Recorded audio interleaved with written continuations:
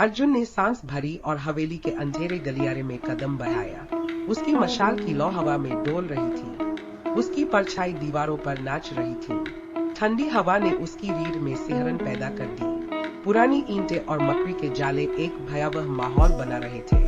हर कदम पर उसे ऐसा लग रहा था मानो कोई उसे देख रहा है। रोने की आवाज फिर सुनाई दी, ज्यादा करीब। उसने अपनी तलवार कसकर पकड़ी और आवाज की ओर बढ़ा। एक कौवा जिसका दरवाजा रखा था उसे आवाज की दिशा बता रहा था। उसने सावधानी से दरवाजा खोला। कमरे में एक औरत बैठी थी, सफेद साड़ी में, जो धूल और उदासी से सनी हुई थी। उसके बाल खुले हुए थे और उसकी आंखें लाल और सूजी हुई थी। वह अर्जुन को देखकर भी नहीं हटी, बस रोती रही। उसके आंसुओं की आवाज कमरे की खामोशी में गूंज रही थी। अर्जुन ने धीरे से कहा, क्या हुआ? आप ठीक है?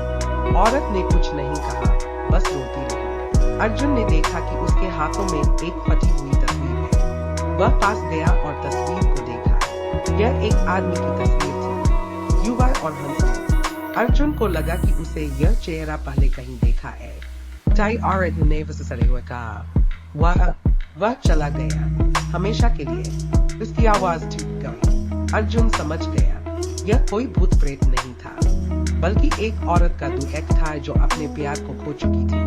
वह उसके पास बैठा और उसे शांत करने की कोशिश करने लगा। उसने उसे अपनी कहानी सुनाने के लिए कहा। औरत ने धीरे धीरे अपनी कहानी सुनाई, अपने प्यार, अपने जीवन और अपने दुख की दास्तान। अर्जुन ने उसे सुना और उसके दुख को समझा। वह वहां घंटों तक बैठा रहा, औरत को सांत्वना देता हुआ, जब तक कि आखिरकार औरत का रोना थम नहीं गया। उसकी आंखों में एक उम्मीद की किरण दिखाई दी। जब अर्जुन हवेली से बाहर निकला तो उसे ऐसा लगा मानो वह एक भारी बोझ से मुक्त हो गया है। रात का अंधेरा अब उसे पहले जैसा डरावना नहीं लग रहा था। उसे एहसास हुआ कि असली डरावना अकेलापन और दुख ही होता है, और कभी-कभी उसे दूर करने के लिए बस एक सुनने वाले की जरूरत होती है।